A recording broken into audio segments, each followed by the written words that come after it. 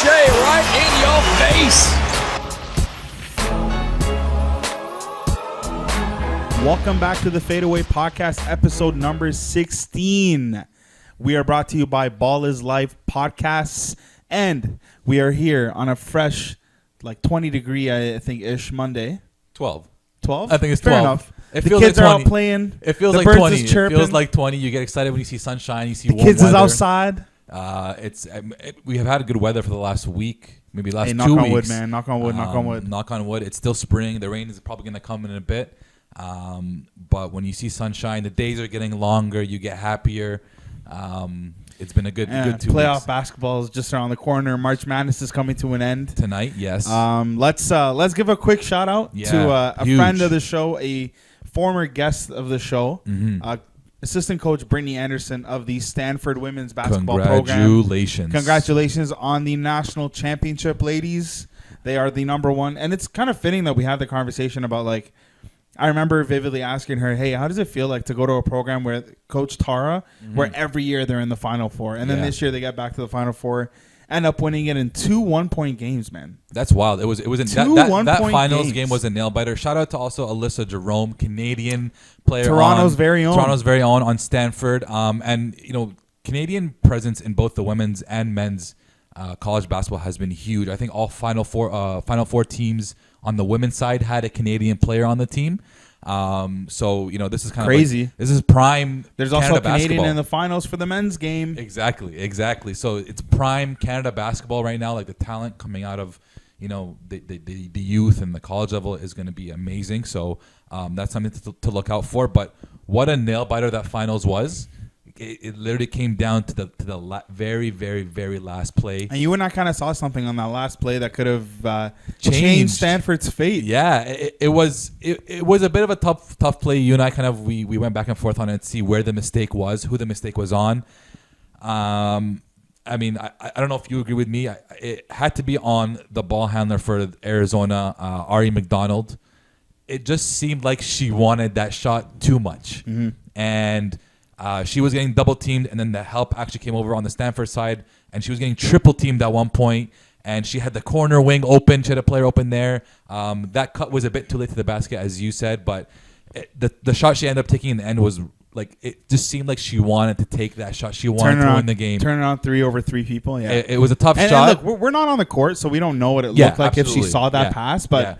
From the bird's eye view, man, I remember thinking, I'm like, if she gets that pass, it's over. My excuse for her when I told you was that she probably did not see that corner player, and even if that corner player cut on time, she wouldn't have seen her. She had maybe 2 people over 6'3" coming at her, and she was triple teamed. I just don't think that she, like you said, she didn't even intend on passing the ball. Yeah, she wanted that shot, and rightfully so. She was the player of the game, player of the tournament for them.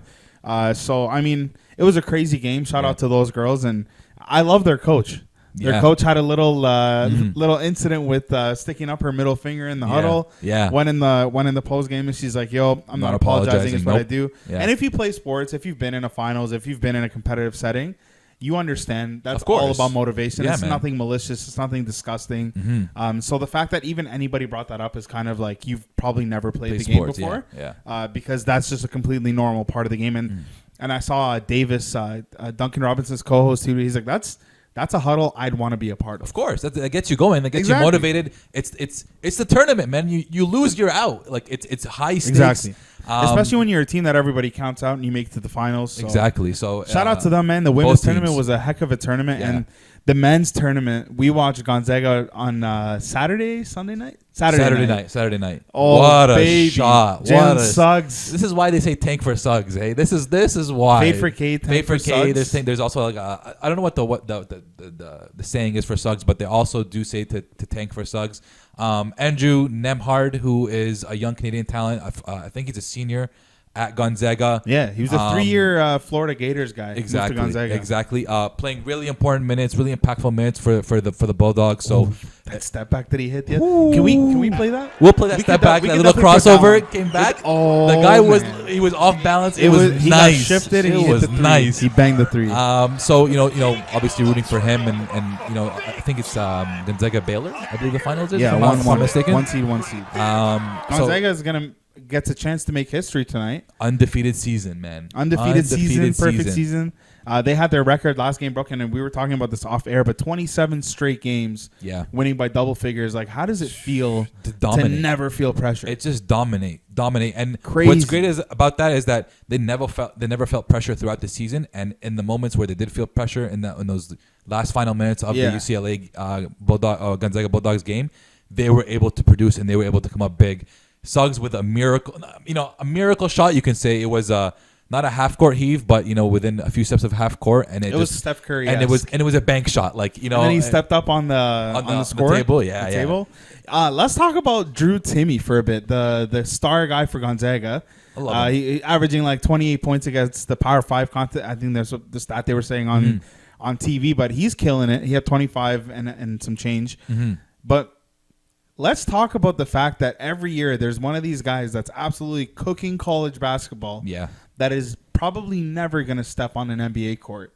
Like, how does that happen? I won't go as far as say as never step on the NBA court, but his game just doesn't look like it translates to the NBA, mainly because of he's an undersized big man, and over time you see the undersized big men don't make it far in the NBA. You see a guy like Tyler Hansbrough, who is a UNC legend. Great. I think leads, or at one point might have led all of college basketball in overall scoring. And you saw his NBA career kind of fizzle out. It's just because it's a different style of game. Luke May from UNC as well, a couple years ago. It's a different style Frank of game. Kaminsky, he's coming into his own now, but he took some time. He took a lot of time. It's different game. They run a lot slower. They want to put the ball in the post. They want to take advantage of size advantages. So, he's been great. I think I saw a post saying he was, I think, ranked 46th in his high school class, and now he's the main guy on the best team in college basketball. It's a great story. I hope his game translates to the NBA. I think, obviously tough, man. It's tough. I don't think it will. I don't think it will either. I hope it does, obviously, but he can't jump over a Bible. but some of those guys they make it because they're just so incredibly skilled. But I just think he's too undersized, and in a league that is, skill is very important in this league right now. But it's also about athleticism. How high can you jump? How quick can you move? Can you stay in front of your man? That's how you get minutes. I think it's going to be tough for him, but it'll be interesting to see, where he gets drafted and where it's where just he interesting. ends up. Every year, there's always that guy cooking all these like future NBA prospects. Yeah, and he's older. I think he's older. I don't want to say he's a freshman. I don't exactly He definitely know. doesn't look like a freshman with that. He looks older. That's criminal. And the handlebars he rocks the look though. You can't. He owns that's a it. look He you owns can't it. really rock. He owns it. My But opinion. Humble opinion. let's get into some NBA basketball. Let's get to it. The Toronto Raptors had an absolute tough month of March, with coming up with only one win. Yikes! I believe we're gonna maybe just recap the end of March. So, a loss. We have to. A loss to the Suns, March 26th. A loss to the Blazers, March 28th, in Norman Powell's return game, if that's what you want to call it. Loss to the Pistons on March 29th. Loss to the Thunder on March 31st, which was a big surprise for me. And then finally, a blowout win versus the Warriors. Lost to the Thunder without Lou Dort or Shai Gilgeous-Alexander, which we'll get into. And then a blowout win against the Warriors by 55 or however many it was. It's been a very tough month for the Raptors.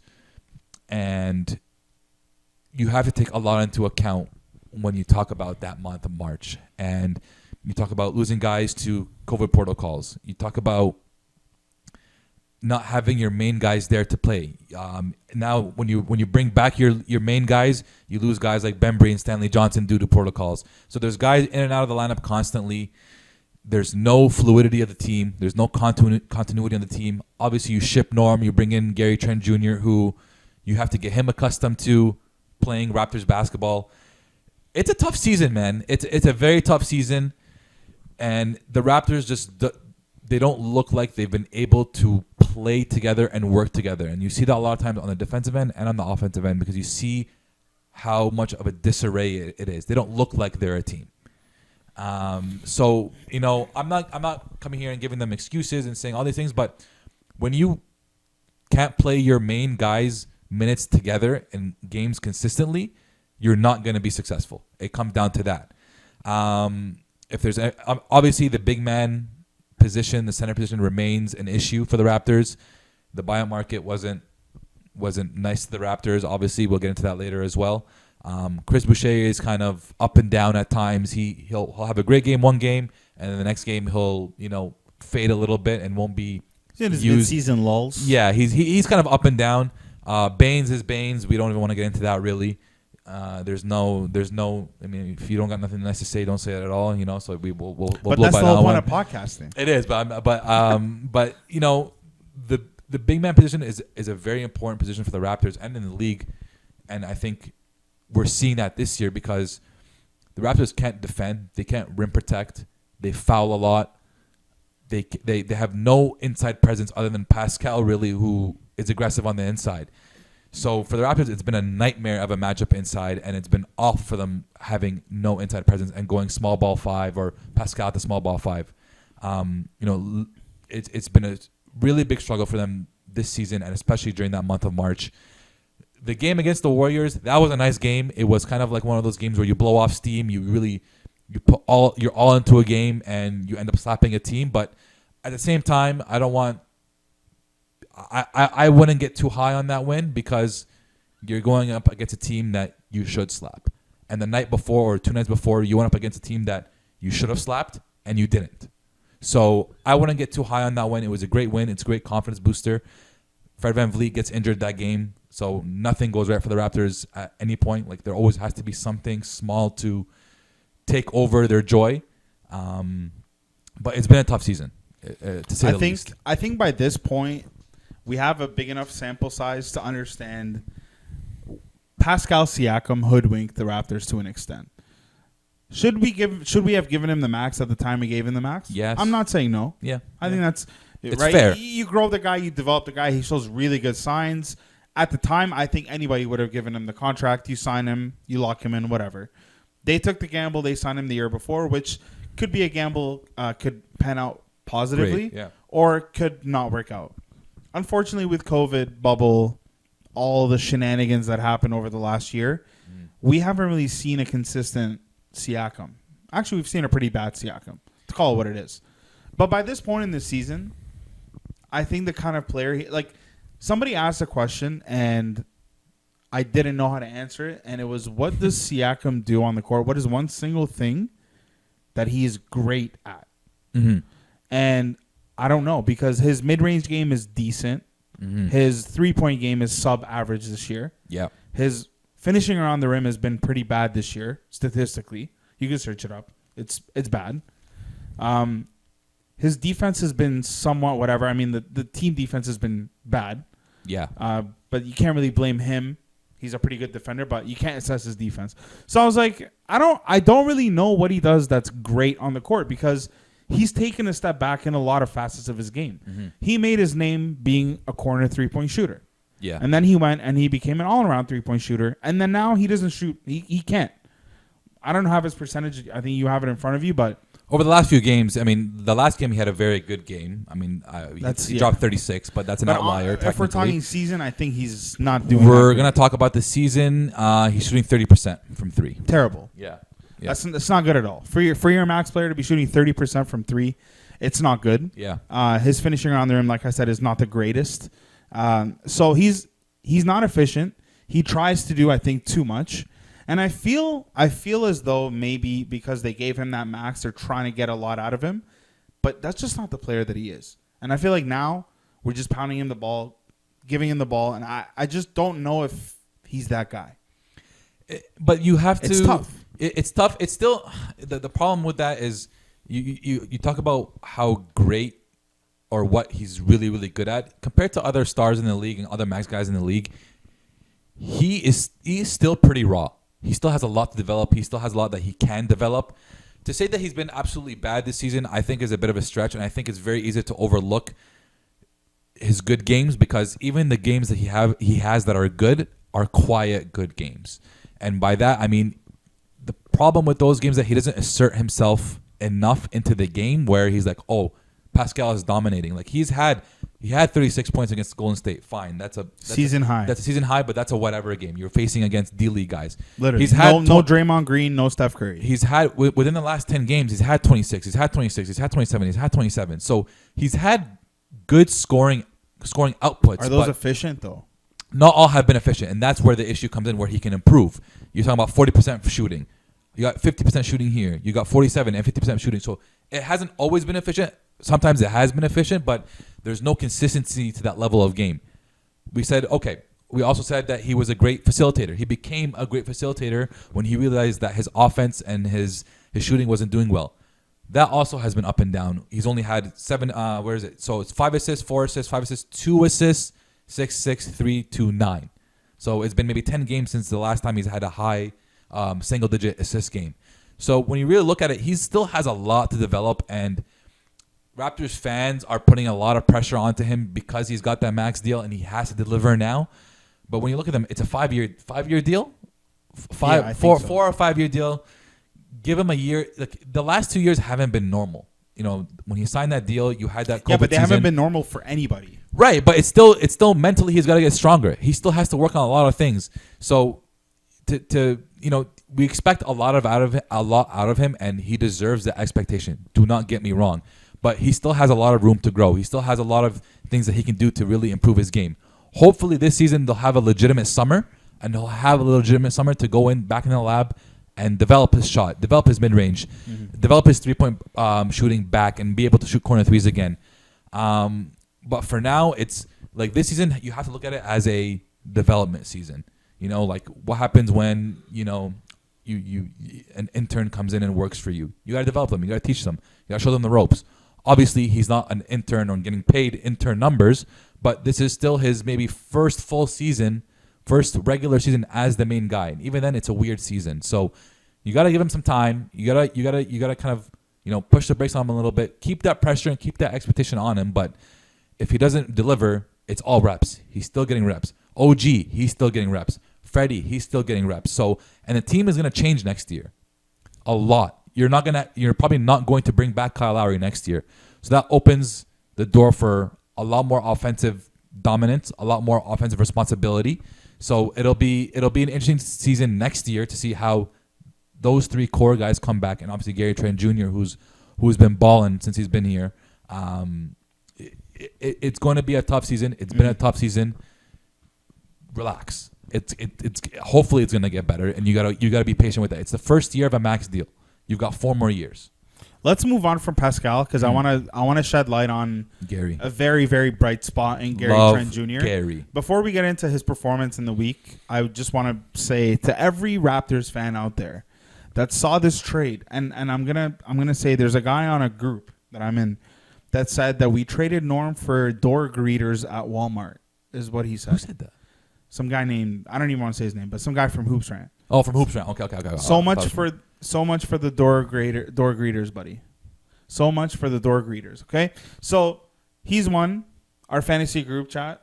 They were a little bit upset about that. Yeah. People telling, they should have given a pick with Gary. Oh, okay. All right. So in the last 3 games this week, Gary Trent is averaging 23.3 points a game. Yeah. He's shooting 55% from 3 on 15 made threes. He's balling. He's balling and he's efficient. And on top of that, he's playing exceptional defense. Yep. He's brand new to the team, still fitting in. And on top of all this, he's made friends with OG.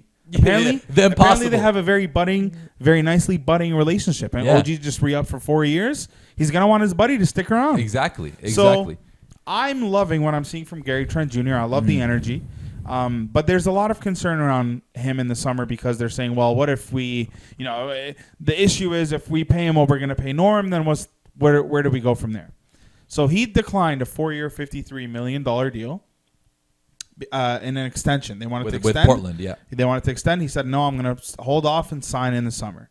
That is about $13 million a year. So let's assume the reason why he didn't extend is because he wanted to get more money.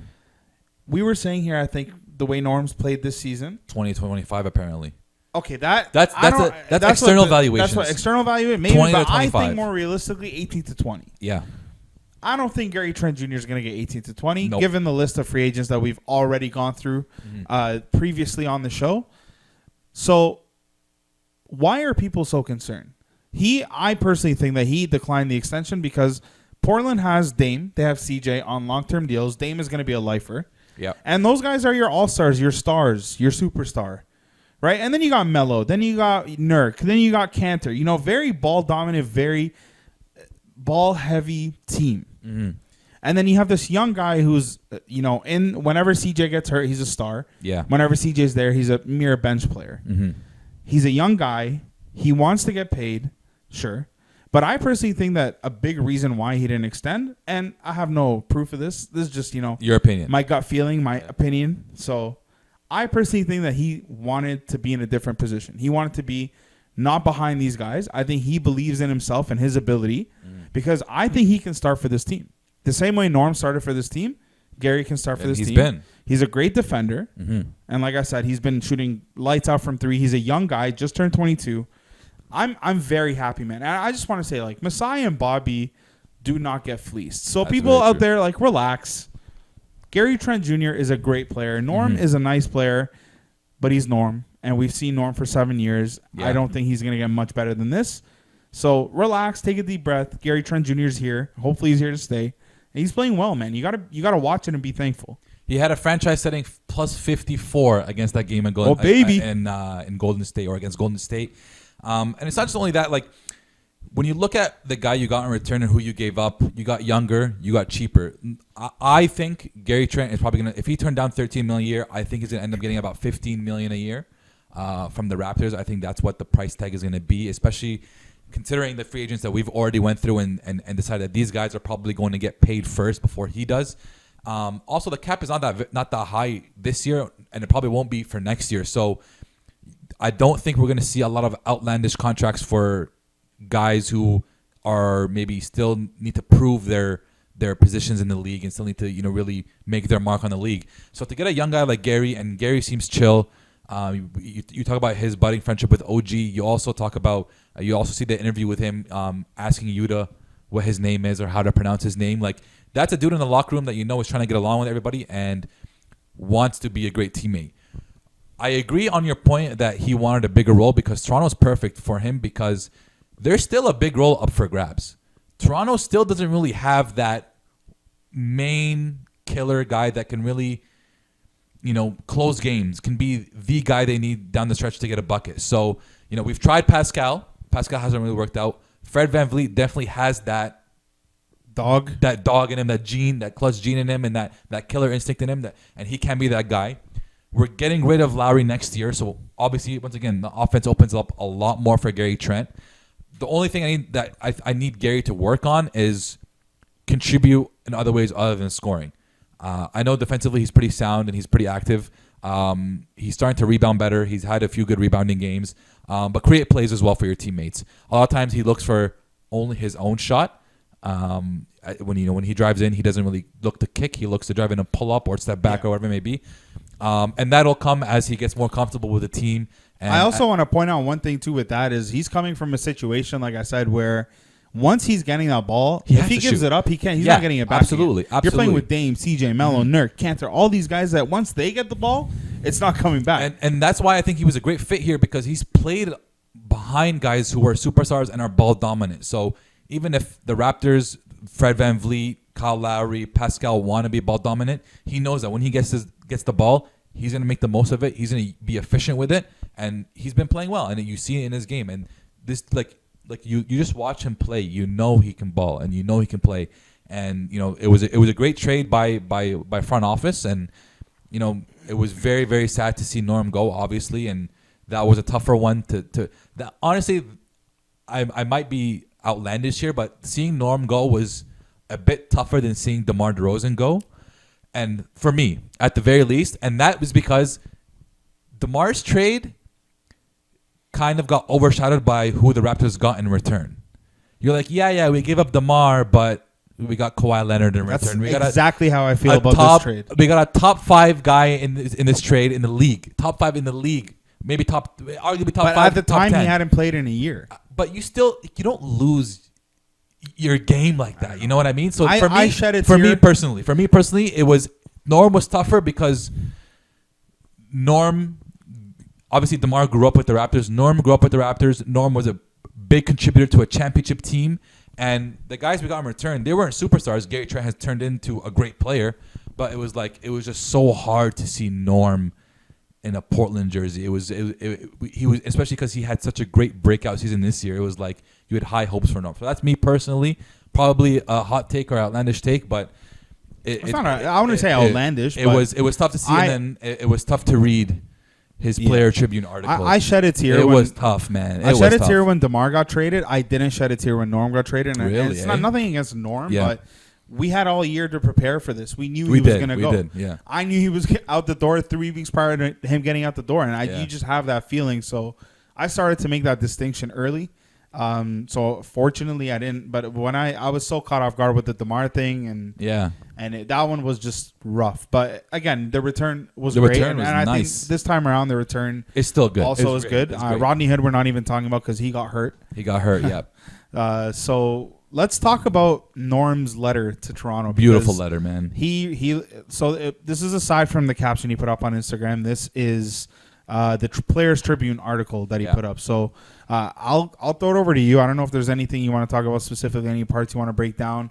How did you think of this? Like, did you like it? Did you enjoy the read? It was tough to read it and not get choked up because he was very candid in his emotions about being traded. He mentions he started crying, and that story with him seeing Jama.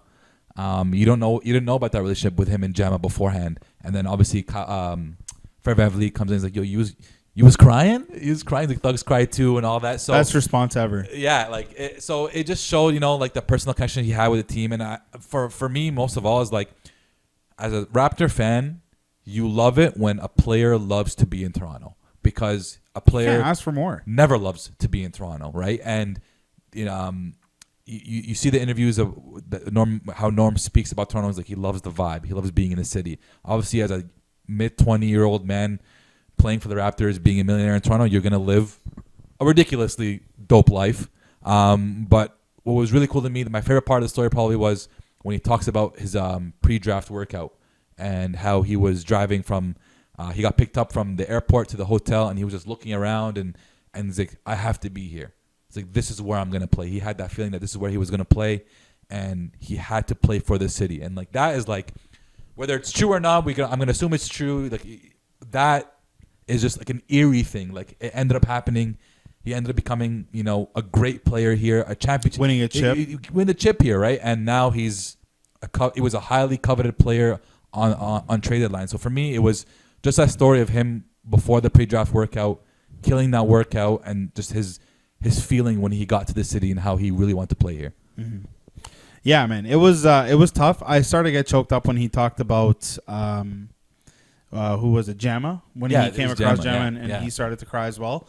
My favorite thing in this whole thing was the DeMar piece, because you forget. Yes. Like, we know DeMar, but we forget DeMar. And like, when you think about the guys that we have right now, and then you hear them talking about how DeMar was there, that you forget the impact, the long-lasting impact that DeMar's had on these guys, on this franchise, on this team. So I love that part because it reminded you of who DeMar was, right? Who he was to these guys, his role on the franchise, on the team, picking these guys up. And I just always sit back and imagine being Kyle and DeMar, and you're now watching these kids grow. Like, man. Fred's a dad of 2, just secured the bag. Yeah. Norm's about to secure the bag. Pascal secured the bag. OG secured the bag. Yeah.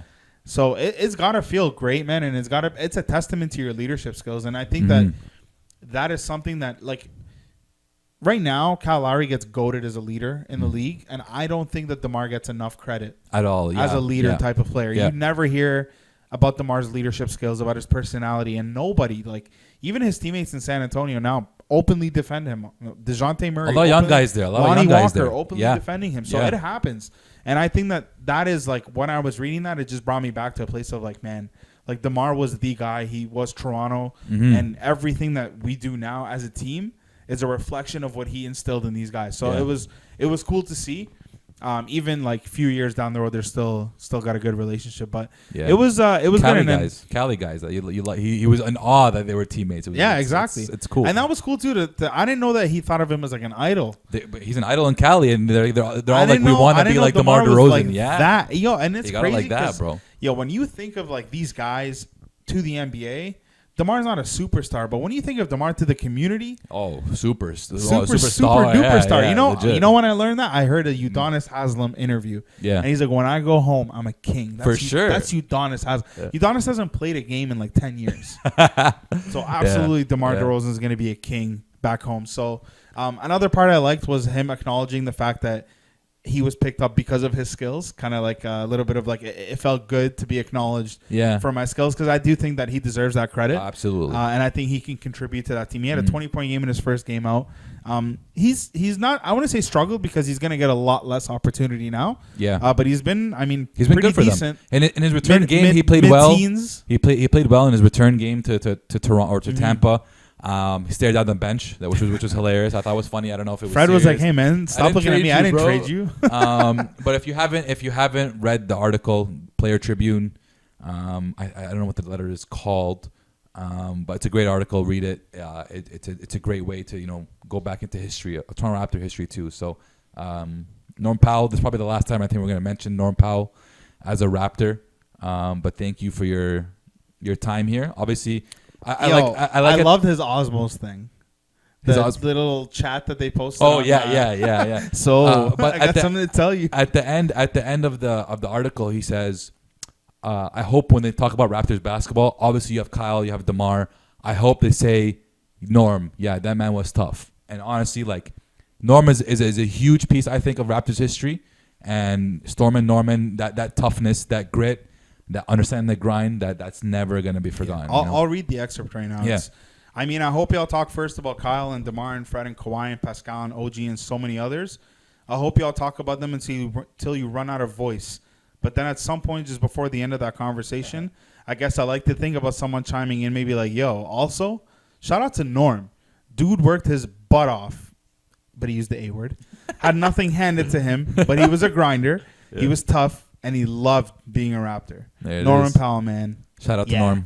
He was one of us. Shout out to Norm. Yeah. Hopefully we can run into Norm in like Toronto someday and just like, hopefully we can get Norm on the show. That would be fantastic. That'd be huge. Storm and Norman, it would be an absolute honor, my friend, to have you on the show. But shout out to Norm.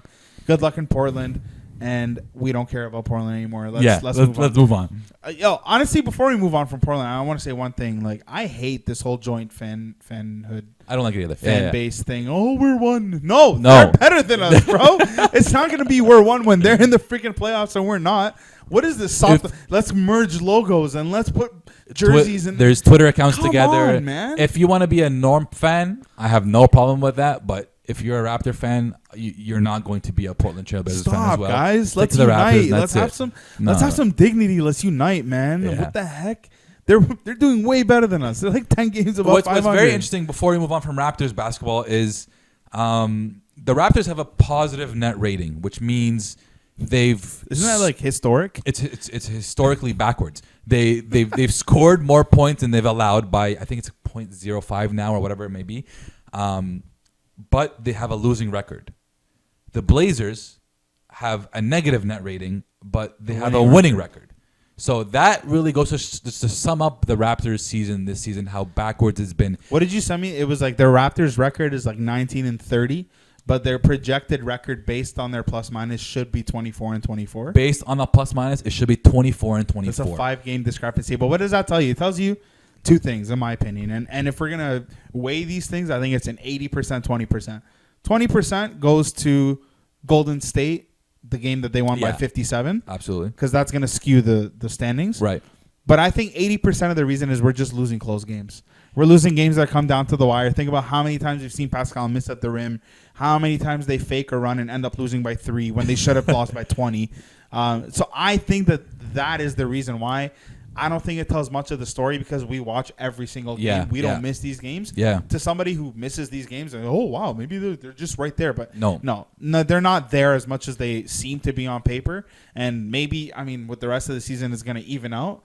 But I don't know who knows. But they're definitely not. It's not like they're fighting hard every game. And no. Some games they're just making a dumb run with like 3 minutes left, which they always do. Mm-hmm. And it's like they bring it down from 20 to 6, and okay, now we lost. To cap it all off, 6-18 in games decided by 9 points or fewer.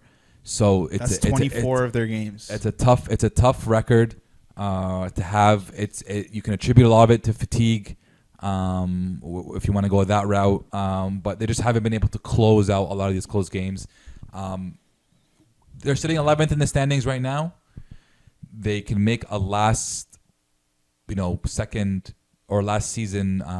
Is it worth it though? I personally listen. We've got 5 games in 6 nights this week. We've got 8 games in 12 nights over the next 12 nights. It's going to be a very, very tough stretch of basketball. It's going to be very, very tough to pull it off.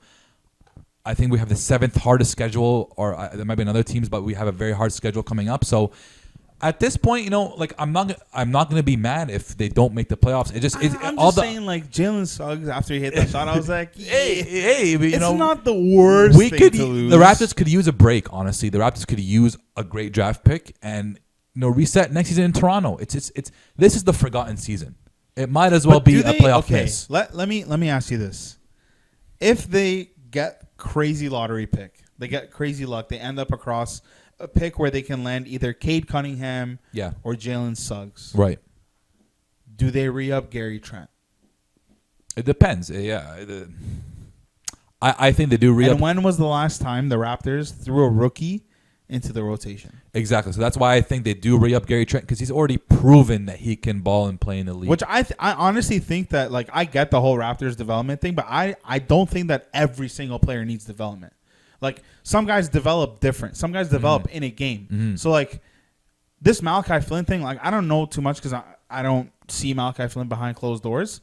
But, like, he went from nothing to pretty much being a backup guard now, and we're seeing him gradually get more comfortable. Yeah. So it's like, where was this in the beginning of the season? I get it. I mean, Lowry's hurt, but, like, Fred was out for a little bit, right? So it's a little bit confusing. And I think that there should be, it'll be weird. And it'll be an overkill because you have OG as the wing. You have Gary as the winger. Even if you do get a great pick, you can use it as a trading asset. You never know what you can do with that pick. So even if you do fall out of the playoff contention, you don't make playoffs, you end up with a good lottery pick.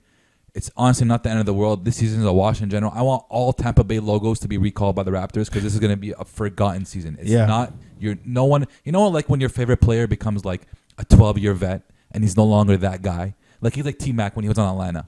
You forget about those years. You don't want to think about those years. That's what this year is like. You don't want to think about that year. Speaking of vets that are in their forget about me years, LaMarcus Aldridge and Blake Griffin have made their debuts for the Brooklyn Nets. Sorry, boys, for the segue. That was just it was right there. Eh?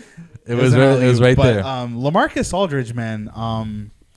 Let's just call it what it is. These guys are dogging it to get out of situations, but they have not lost skills. Maybe not LA. Marcus Aldridge almost put up a triple-double in his first game with the Nets. I don't think he dogged it. He didn't dog it to the extent that Blake did. Blake dogged it. You know what? That's true because San Antonio was like, "Yo, you suck. Sit down." Yeah. There was friction there. They didn't agree on everything. But like you said, there's guys essentially dogging it on the bench to get a favorable outcome for themselves, and there's been a lot of backlash over the buyout market by league executives because it does favor small market guys, right? Yeah, by small market teams. It favors the big market teams and it favors the contenders. It's basically the rich getting richer. They're like, you can't, at this point in the season, you just can't be able to add without giving anything up. Exactly. And which is a fact. And you're adding either a former superstar, a guy who knows how to play. Even if you add a veteran player who's been a superstar and is no longer a superstar, they can still contribute in small minutes and short bursts off the bench. And they still got that IQ to be able to play. Bro, just think about it this way: like typically, if you're a typically built team, your 6th option or 7th option is gonna be a guy that's like decent. Yeah. Now you have a former many-time All-Star, so a guy with proven basketball IQ, proven former skill set. We're not asking you, Blake, to go and get 30. But the fact that you are filling that role is such an advantage. Yeah. And then you add on all these guys, it's like he's really making it hard to root for him, this Kevin Durant guy. Like, he really makes it hard for. I know. And I know, Kevin. I'm not an NBA player. I don't play on the court. But bro, like, you can do it. Feel something. You have to feel something. Like every time these guys sign, like there's no feeling. He's like, oh man, like why? Like we don't need this. We don't need this guy. Why are we going after they're 28-6. With James Harden in the lineup, and Kevin Durant's missed a lot of those games. They've played like 7 games together or something wild like that. I think if my math is right, it should be 3 games. That's it? Because I think he played 19 games, Kevin Durant, and they're 8-8 with both of them in the lineup. But I could be wrong. But they've played a small amount of games that the big three have played together, and this is twofold. It's at this point, you don't care about competitiveness. You have no dignity at this point, especially a guy like Kevin Durant. Like Kevin Durant, you can go out there and dominate and score 30 a game, which and he win. was averaging before he went out. You can still win a championship that way. You don't have to load up your roster. And I know Kevin is not the one loading up the roster, but Kevin can also say, nah, I don't want to bring in Blake. I don't want to bring in LaMarcus Aldridge. We can win without them. So you remove the competitive aspect out of it. And the thing is, like, nobody said anything. Like, after the Harden thing, whatever. Like, people still were upset, but whatever. And then you add Blake, and then you add LA, and then everyone told us we sucked for the last 2 years. Blake, that's because you literally faked it. Yeah. You literally acted like hilarious. you sucked. Yeah, he literally Of did course not want we to play think you basketball. suck. Yeah. And then you come out in the 2 dunks in your first 2 games. You haven't dunked all season. For 2 years, bro. Like 2 years. Come on, bro. Oh, I still got it. We know you do. You've been hiding it. Also, Andre Drummond goes to the Lakers. He decided not to.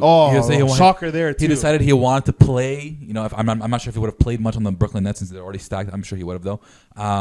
But that's another example of. I would have converted this whole podcast to a different sport if he went to Brooklyn. Honestly.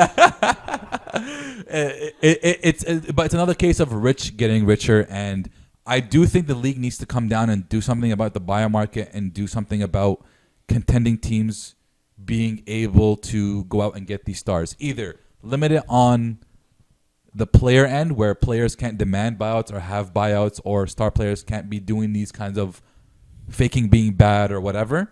Or do it on the team end, where a team above a certain winning percentage or whatever it may be, I don't know, whatever, but do it where you limit teams from adding these guys. If you want to settle for a buyout, okay, you cannot sign to a team until next year. Yeah, or that. Exactly. Like, what is this nonsense, bro? Like 3 weeks before the playoffs, you pick up 2 former stars. 10-time All-Stars. Like, what's going on There's 42 All-Star appearances between all those guys on the Brooklyn Nets, which is a wild number. And then, like, the Lakers pick up Drummond, but like, what are you gonna do when these guys are picking up everybody and their mothers, and the Lakers are missing everyone? It was just, it's a joke. Like, it's clearly a top 3, top 4 team. Even if you look at the Eastern standings, you got Brooklyn, Milwaukee, and who's third? Philly. And then it's a 9-game difference between the 4 seed, and then 4 to 10 it's top heavy, is all like whatever the middle of the pack teams. Mm-hmm. It's just it's a little the league's in a weird place right now. Like, it's weird because David Stern vetoes trades. Adam Silver just allows anything to happen. So there's got to be David some Stern changes. is a bit different just because they own that situation is different because they owned the team. They owned the it was the Hornets, the New Orleans Hornets at the time. But the team has become the NBA has become too much of a players league. Yeah. And this is where becoming a players league becomes bad. They should have drawn the line a few steps ago. Now you have absolute freedom to go anywhere you want, whenever you want. And that's just, it's bad for the product. It's bad for the competitiveness. Yeah. It's bad for the game. Yeah, we're about one ridiculous trade away from turning this into a disc golf podcast. Disc golf. We watched some disc golf tapes the other day. Is it's no joke. Yo, man. it is serious. It's you skill. thought Steph Curry was exciting? Oh, disc golf, buddy, baby. You haven't seen it. You haven't seen that Search thing. it up, disc golf. Speaking of buyouts, though, Kevin Love did not move. I saw Kevin Love playing a night or two ago for the Cleveland Cavaliers. Oh, yeah, not the YMCA. I was shocked. Like, he was on the court? He was on the court. I saw Love. What? And I didn't know that. And his salt and pepper gray hair on the court. And it was like, whoa, he's playing number 1, number 2. He wasn't moved, which is very surprising. Mm-hmm. But I didn't watch that game, but I didn't see. I wonder how much he's got left in the tank. It'll be interesting to see how. I wonder. He becomes a 58% 3-point shooter. Oh wow, Kevin Love's got it back. Incredible. Incredible. Moving over, let's do very quickly the Western Conference. I want to just shed some light on the Denver Nuggets. 4-0 since the trade with Aaron Gordon. Sorry. They held the Clippers last night, a second ranked offense, by the way, which is actually pretty surprising, to 94 points against them. AG had the assignment of guarding Kawhi Leonard. Obviously, when you talk about great players, superstar players, you can't stop them. You can only slow them down, and that's what he did. Kawhi shot 10 for 22, not the best. Not good at all for Kawhi standards. 24 points, held him to 24 points, sorry. Shots for 24 points is exactly what you want from Exactly. Kawhi. And AG dropped 24 points last night against the Orlando Magic. 6 of his 10 buckets were assisted by Jokic. And I love that 1-2 punch. they look so scary. And what I love about the Nuggets team is that they're long, they're athletic, and a night where Jamal Murray, let's just say, can't produce or can't shoot effectively, shoot efficiently, or he's getting double teamed, you've got AG who can put up points, who can put up buckets. You've got Jokic who can find the open man. Michael Porter Jr. is there on the wings that can play. So they've got a lot of talent. Will Barton. They're a huge dark horse team in the West. I wouldn't be surprised if I see them making the Western Conference Finals again. It depends how the seedings go. Bro, at this point, with the way the West is looking, like if the Lakers can't get their health together, I think the West is wide open. They'll get their health together for the playoffs. Like I'm sure LeBron will. I'm more worried about AD. AD is a big question mark. The heel issue is a big question mark. Yeah, and if he can't get that right, it'll be the tough. West is it's open. wide open. I don't see the Clippers as like, oh, you can't beat them. No. I don't see that at all. They're very beatable. I think they're very beatable. I think Phoenix can beat them, and I think assuming health, and I think Denver can beat them too. Yeah. So the Western Conference is looking wide open. Denver, Dallas almost beat them last year. Do not sleep on the Nuggets. They got a lot better, a lot bigger, a lot faster, a lot stronger. We talked about how much they missed that guy, Jeremy Grant. And they get AG. I think they got a big upgrade there. Way better. I mean, huge Jeremy upgrade. Grant is a great player in a crappy situation or a crappy team. He can really be that guy inefficiently too. But in that team setting, I think AG does more for that team than Jeremy Grant does, despite Jeremy Grant having great years in for the Nuggets. That being said, last thing we want to talk about. Pelican. The New Orleans Pelicans currently sitting 11th in the West. They could make a last push for the playing games and the playoffs eventually. Just when you thought they were turning the corner, they won 4 or 5 the week before. They lose Zion. They lose BI to injuries. Very tough. Obviously, they lose JJ Redick to trade. Those first 2 games with their stars, they totaled 40 turnovers. So you can see how heavily they rely on Zion and BI. Lonzo, though, whenever Lonzo does something good, I will always come on here and give him some praise. Yeah, he deserves it, man. He had a career high 8 3-point shots made last night, and he dropped 27, shooting 8 from 15 from 3, 9 assists, 3 steals, in a huge win over the Houston Rockets. Despite Houston being a bad team, it's still a huge win for the Pelicans and their playoff push. I think he gets too much heat because his brother's performing really well, and then you automatically just compare him. But he's having a great season. Zoe gets too much heat. He's a transformed shooter. Transformed shooter. He gets too much heat since the day he stepped foot in the league. I saw a report. Pelicans did offer the Golden State Warriors Zoe for Kelly Oubre Jr. Straight up, and the Warriors obviously declined. Stupid. Once again, I don't see this. There's no way that was it. It had to be someone else. That's the one like Klay Thompson too. something ridiculous. But like that. I don't see this reputation that he's built to be a tradable player. I think he's a very great point guard, very good starting point guard. I can see why they might want to trade him though because of Nikhil. They just don't need him. Nikhil is also playing very well. Nikhil is playing very well. Who's playing? We're from Toronto. Come on here. Nikhil was playing well in Lonzo's 7-game absence before his, essentially, I guess, one of his career nights last night. So I can see why they want to move him. He could be a great asset, but Lonzo Ball, keep doing it. 27, 9, and 3 that last game. I want to pose this question to you. I think I've posed it before. I'll pose it again now that we're further into the season. Do you think the Pelicans have underachieved given the talent on the roster? Yes and no. Yes, because they're sitting 11th, but it is the West. They have won 5 of their last 8 games, and obviously they actually had won 4 or 5 games before those 2 guys got hurt. Yep.